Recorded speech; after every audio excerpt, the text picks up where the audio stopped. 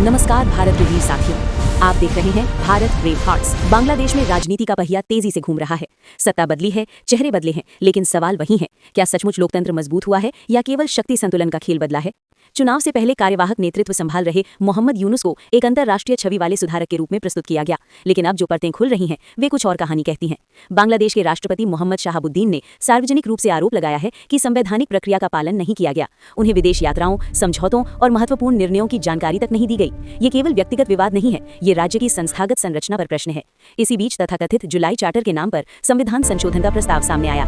Referendum में बड़ी संख्या में लोगों ने बदलाव के पक्ष में मतदान किया। प्रस्ताव स्पष्ट था, प्रधानमंत्री का कार्यकाल सीमित किया जाए, पार्टी प्रमुख सीधे प्रधानमंत्री न बने और राष्ट्रपति की शक्तियां बढ़ाई जाएं। ये व्यवस्था शक्ति के केंद्रीकरण को रोकने का प्रयास मानी गई। लेकिन जब सत्ता में आई बांग्लादेश नेशनलिस्ट पार्टी तो उसने इस संशोधन को कानूनी रूप से बाध्यकारी मानने से इनकार कर दिया। अब प्रधानमंत्री बने तारिक रहमान के सामने चुनौती है कि क्या वे जनमत का सम्मान करेंगे या राजनीतिक व्यवहारिकता को प्राथमिकता देंगे।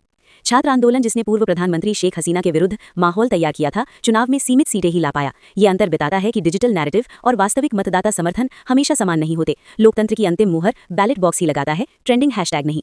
अब एक और महत्वपूर्ण आयाम उभर रहा है, अंतर्राष्ट्रीय रणनीति। चर्चा है कि अमेरिका बांग्लादेश के साथ रक्षा और सैन्य सूचना साझेदारी से जुड़े समझौतों को आगे बढ़ाना चाहता है। यदि ऐसा होता है तो बांग्लादेश केवल दक्षिण एशिया का देश नहीं रहेगा, वो इंडो पैसिफिक रणनीतिक समीकरण का सक्रिय घटक बन सकता है। ये भारत के लिए अवसर भी हो सकता है और सावधानी का संकेत भी।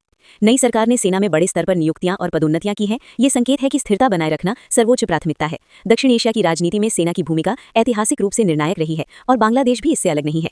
समग्र रूप से देखें तो तस्वीर स्पष्ट नहीं पर गतिशील अवश्य है। एक ओर जनमत, दूसरी ओर राजनीतिक यथार्थ। एक ओर संस्थागत संतुलन, दूसरी ओर शक्ति का केंद्रीकरण। एक ओर घरेलू राजनीति, दूसरी ओर वैश्विक रणनीति। बांग्लादेश आज एक संक्रमण काल में खड़ा है। आने वाले महीनों में तय होगा कि ये संक्रमण लोकतांत्रिक परिपक्वता की ओर जाता है या फिर शक्ति के नए केंद्रीकरण की ओर।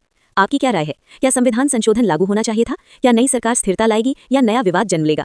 अपनी सोच कमेंट में अवश्य लिखें। अगर विश्लेषण संतुलित लगा हो तो वीडियो साझा करें और चैनल भारत ब्रेव हार्ट्स को सब्सक्राइब करें।